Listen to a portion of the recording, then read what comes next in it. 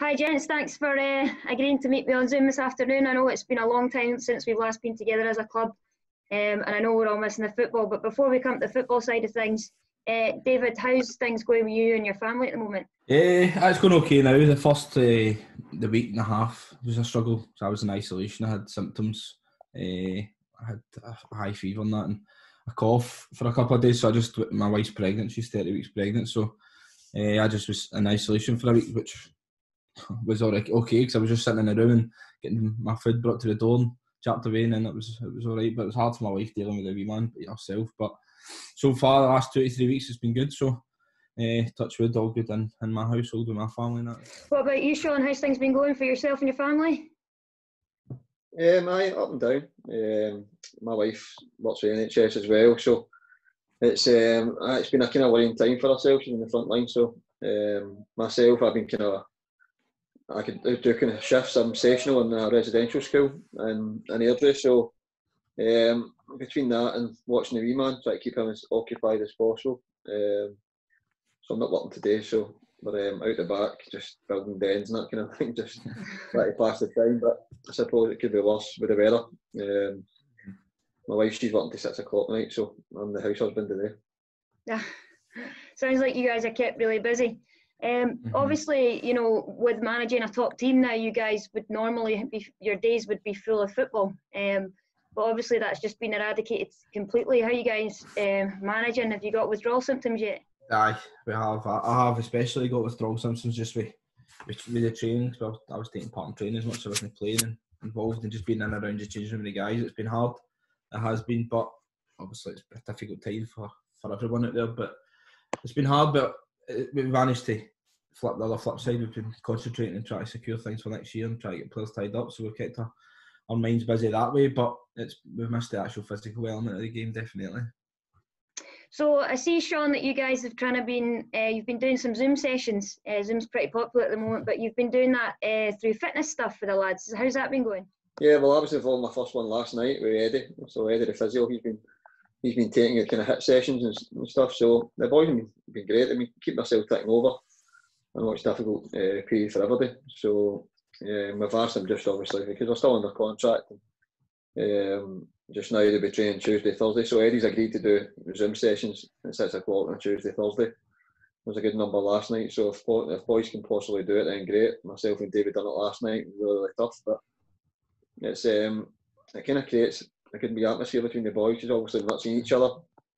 And obviously on top of that, you're keeping yourself fit to an extent. Obviously not as hard as probably training would be on a Tuesday night, but no, it's good. It's good to keep that bond, I suppose, and make sure everybody's kind of doing something. And obviously it will be a wee while before we start pre-season for next year, but the better we start, the better. Hopefully, the better the start of the season we'll have. Yeah, David, it's pretty difficult at the moment. You know, it's a sensitive time for everybody, but you guys have to look out for your squad, and the season is, as we'll talk about a bit later on, up and coming. Have you put any other stipulations on the squad to keep themselves fit, or have you just kind of been giving them a wee bit and letting them go away and do their own thing? It's hard at the moment whether you put that pressure on folk. It's hard. It's hard because obviously everybody's different situations as well, and we've kind of just let the guys be professional as they can and look after themselves, because at the end of the day, it's up to them. If they come back out of shape, then they'll not be featuring in the squad at the start of the season. So you like to think there's a bit of professional about them. I know obviously when myself and Sean played, you always had to keep yourself ticking over in the off season to make sure you went back at a good shape. So the Zoom calls are good. They're good. The Zoom classes have been good, and also with everybody, I think, on Twitter is setting ourselves this 5K challenge. So majority of the boys have set out that, and it's a wee battle because people are trying to beat each other's time. So it's a good bit. I could be laughing at as well in the chat. So it's been so far. It's as much as we can with the running and the Zoom calls. We're doing the best we can with limited resource. Also, you guys all know it's been in the press, unfortunately, yet again. But you know the kind of society we're living in at the moment, mental health and well-being is obviously equally as important as the fitness side of things. Do you think that's having an impact on the boys, or how are you guys managing to keep together as a squad aside from your Zooms? It does have a major factor, and obviously being locked up in your house for 24 hours a day, you're allowed to do a walk for an hour. It is tough, and people are strapped in the house. So it's important, obviously, for myself and Sean. We're communicating with the current players and players that we're trying to bring into the club, and we're talking to them nearly every day, just seeing how their well-being is, and obviously talking about the football side and try to give them a wee bit of light at the end of the tunnel, and things will come back at some point. So just to keep the spirits high with them. But no, it's a big factor, so you just need to keep checking in with not just the boys, but everybody, friends and family as well, just to make sure everybody's still this hard times we can pull together. Sean, do you think the feeling amongst the group just now is still really positive? I think so, yeah. Personally, I find it difficult as well. When you're not working, it's a long day. So it's obviously, as David said earlier, the boys are different circumstances. Some are working, some aren't. So it's just about trying to manage things. And it's a difficult situation for everybody. It's something that I never thought that I would see in my lifetime. So everybody's got their own personal worries. So I mean, we all just need to kind of work in together and just look after each other and stay home, and stay as safe as possible. And obviously, when you get that hour exercise, go and do your bit, because that helps the mental side of it as well. And then obviously, as David says, communicating with each other. So David and I, even though we speak most days when the season's on, but we're still doing it just now, as you said, about players for next season to come in from other clubs, or most importantly, the nucleus of the squad, try to keep them. But again, their minds might not be on that just now, because there's no specific dates when the new season's going to start. We don't even know who's going to be in the league, so everything's kind of up in the air just now. But if everybody just kind of keeps themselves ticking over and focused, hopefully we can get the squad that we want together, and then once we get that final date, just be ready to go. Before we go on and talk about next season, obviously you guys came in last season, you had a fantastic start, many games unbeaten. What are your thoughts on how last season went? And it went well. It did go well. As much as the last 4 or 5 games towards the end of the season were disappointing, and that'll probably stick in a lot of people's minds. But it was a good. I can only talk from September when we came in. It was a good run of games since September. It was we knew we had to hit the ground running to start picking up some points, so we didn't put pressure on ourselves, and we did. We managed to do that. I think it was like 12 games. We went 1-10, drew 1, drew 2, whatever. So it was like we did manage to get the points on the board early, because we knew at one point it was going to come, this tough period, which came February, March, which we knew it was going to come. So as much as the defeats were hard to take and they were tough, there was still there was positive things in there that we could take out for it, and we knew it was going to come. So we tried to put things in place to stop the things happening. But it was tough towards the end of the season. But the start of it, we got off to a great start, which was unbelievable, which made people realise we are a top flight team, definitely. Sean, I know you're a taskmaster, and I know you'd have set yourself and the boys' goals and targets for last season when you came in. Did you achieve them, or was there more that you think you had to give? No, well, I think we achieved it, because when David and I first spoke, when we first went in, we knew we had to kind of add strength and depth where we could. It was obviously a difficult kind of situation, because boys are tied up in contracts and that kind of thing. We had to look at the loan market, etc. But the boys that were there just done magnificently to start with. Right through, they gave you Everton Tuesday, Thursday, gave you all Saturday. Obviously, as David says, towards the end of the season, end of the last 5 games or whatever, we took a dip, but it's a learning curve for the players. That's what happens at this top league. I know obviously nobody knows what's going to happen next year, but if they do get the opportunity to play in a league like that again, it's all about consistency, and I think that was a learning curve, not just for them but for us as well.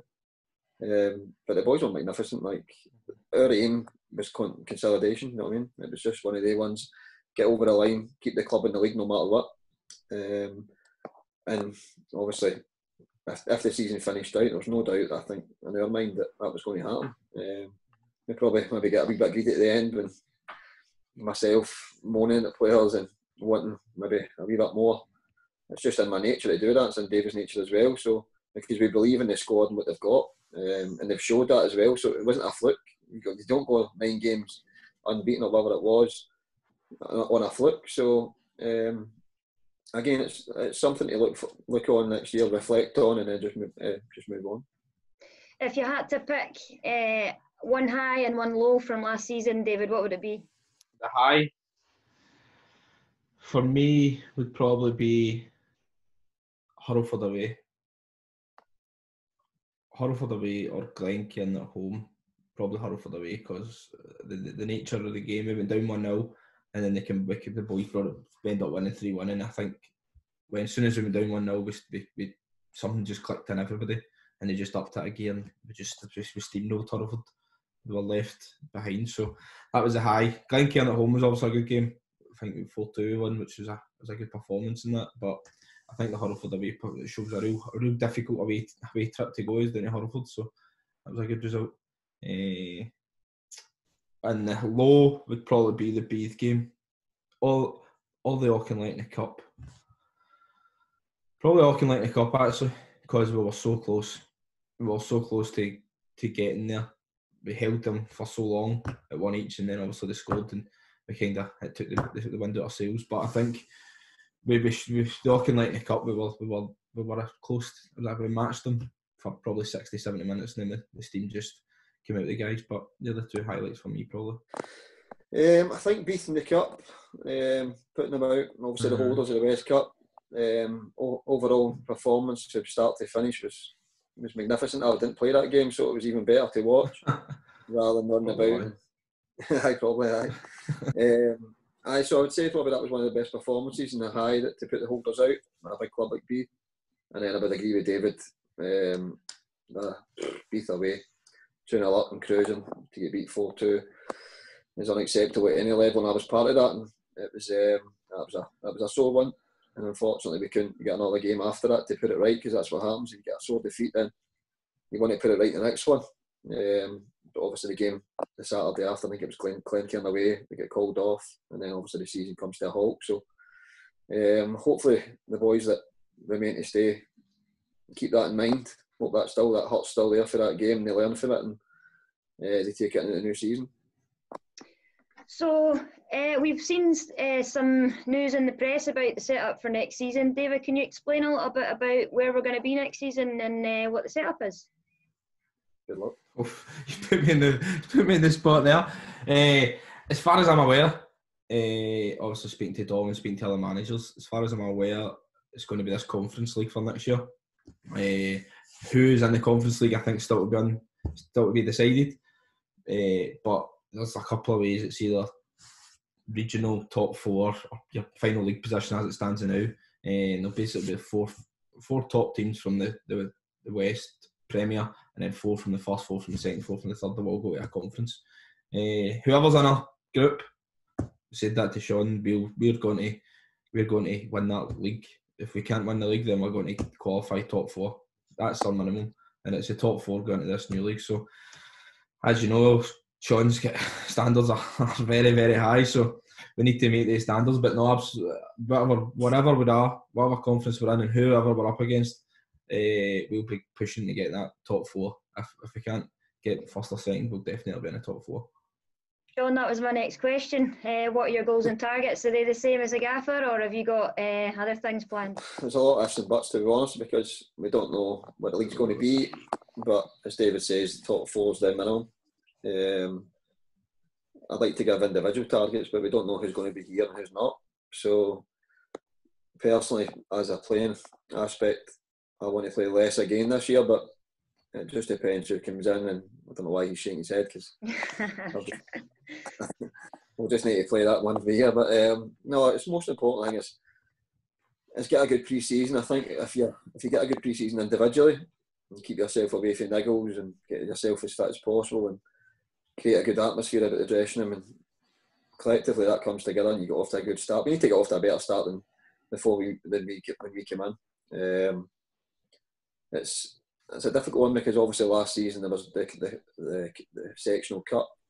Don't know if that's going to be here this year. So when everything kind of is decided and we've got certain dates, then pre-season will just be organised, and we'll probably need to start pre-season earlier than previous seasons, because the boys have had loads of times off. So and no doubt they'll be choking to get back to it as well. They probably don't understand how much you miss football once you're out at it. I done it. I took a gap when I left the senior game. Before I knew it, a month down the line, I was choking to get back in it, and that's why I went to Clydebank.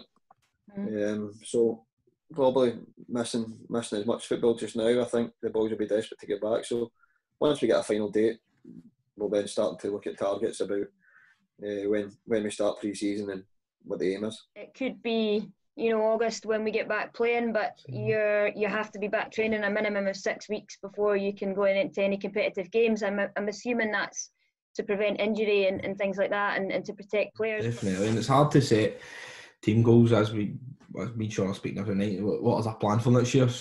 We don't know if there's going to be any cups. We don't know if they're going to run the Junior Cup, the West. So obviously we got a good rerun this year. So it's hard to plan, but we need to be back June at least.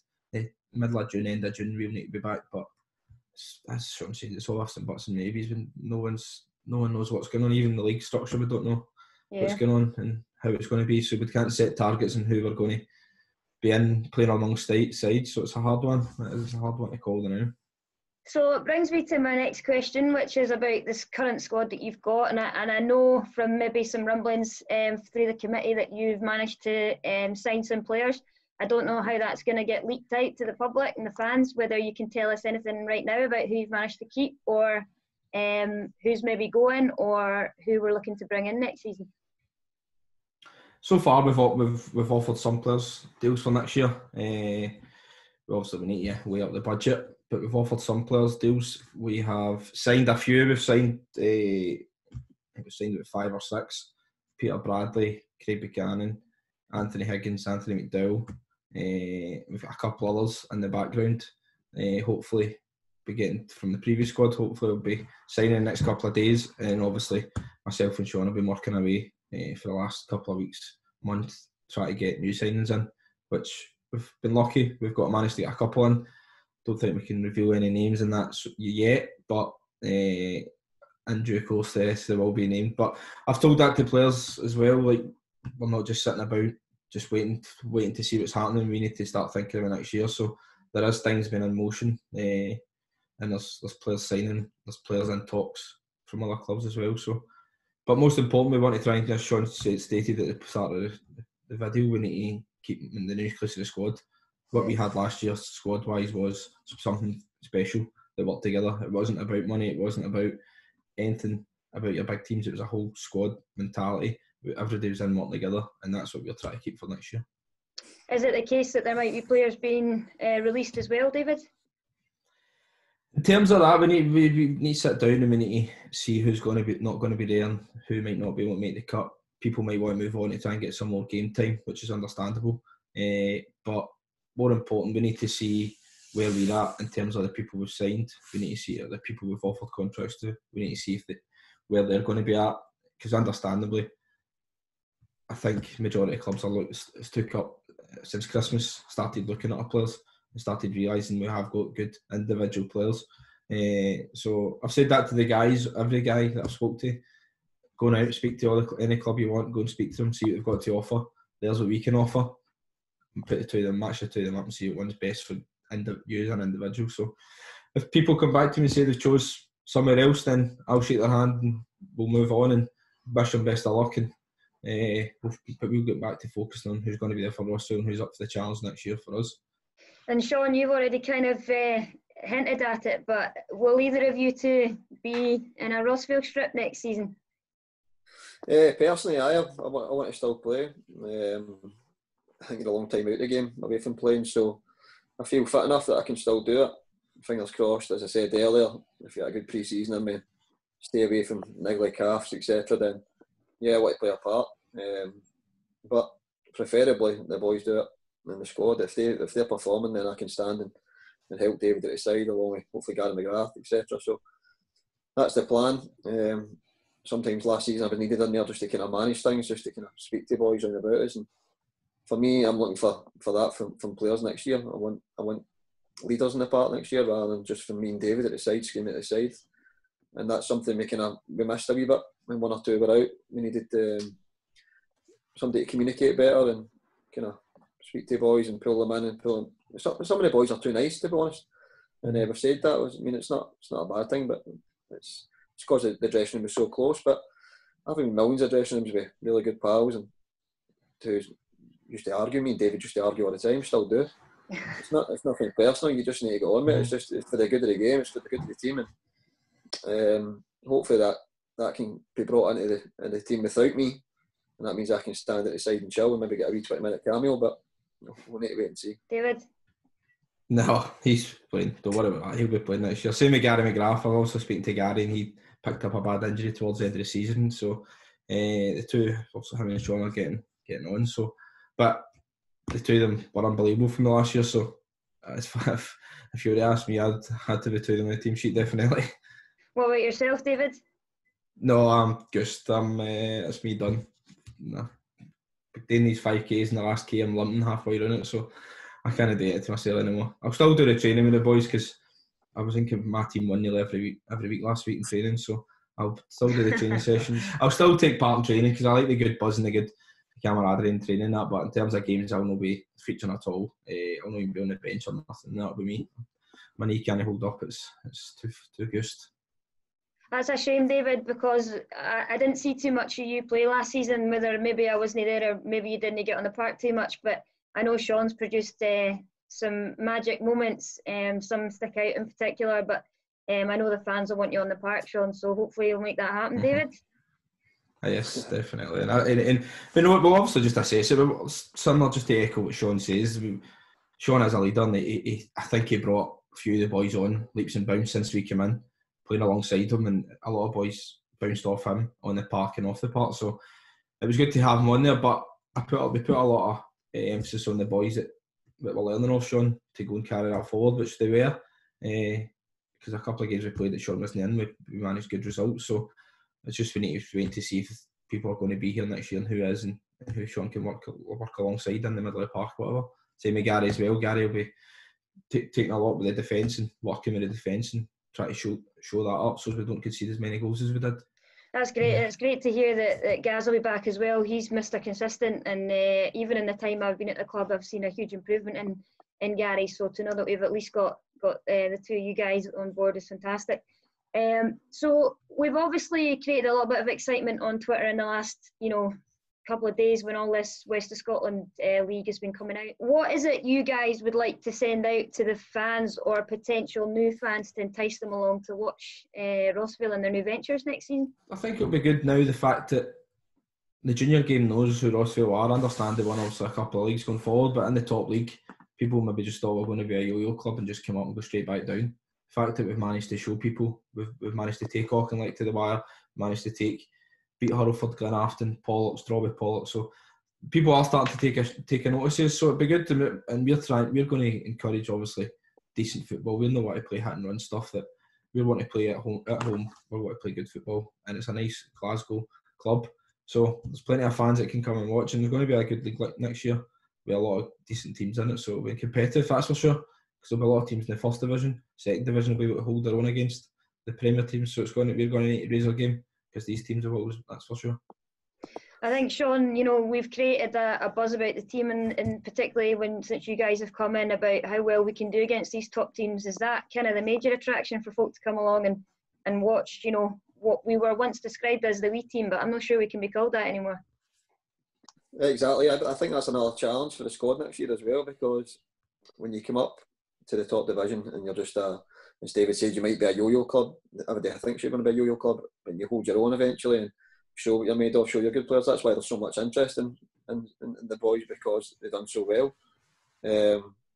But next year, whoever's here, it's going to be difficult, because everybody knows what Rossvale are about now. So they won't, not that anyone took Rossvale last season lightly, but they certainly won't next season, no matter who it is, no matter who's in the league. So that's a challenge for the boys. But that won't change the way me and David are going to set out to play, especially at home. I'm not saying about Barca or whatever, just going to build for the back. At times we want to do that, but we need to mix our game up, and we need to be ugly at times as well. And sometimes we failed to do that last season, and that's a learning curve for David and I, Gary and Fraser as a goalie coach as well, just to learn from that and know when to play the right times. Well, certainly Rossvale's put themselves on the map in the last season, but the club's growing, and you can see that obviously we've got our new women's side set up now, which is fantastic. It's brilliant. It just shows you how far we've came. And that was another thing. I was just on your previous question, the youth as well, the academy as well. That's something that we're going to be working alongside a lot this year. I don't think it's been happening over the last couple of years, so that's something we're going to be working alongside.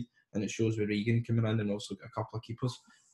But in terms of the women, it's brilliant that we've got our women's side there, and it'll show. It just promotes the whole Rossvale. It's not just the juniors, it's not just the academy, it's not the women's, it's everybody together.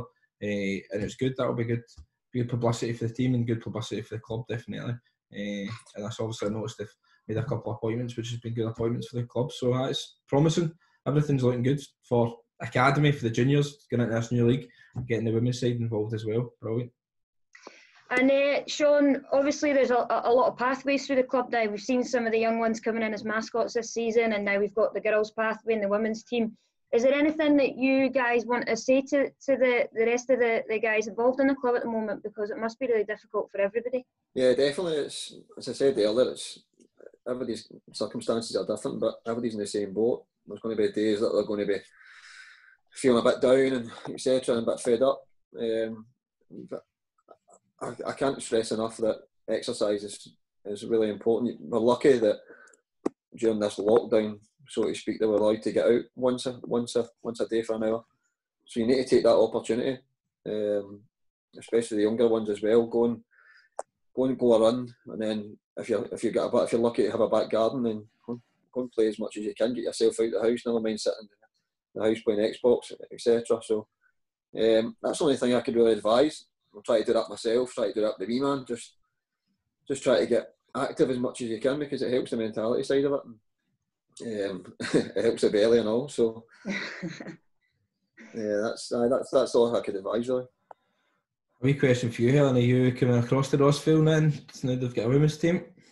Well, you know, it put me on the spot here. I set myself a challenge when I came to Boroughmuir that we were going to get promoted, that I was going to be there for that promotion spell, which we've done.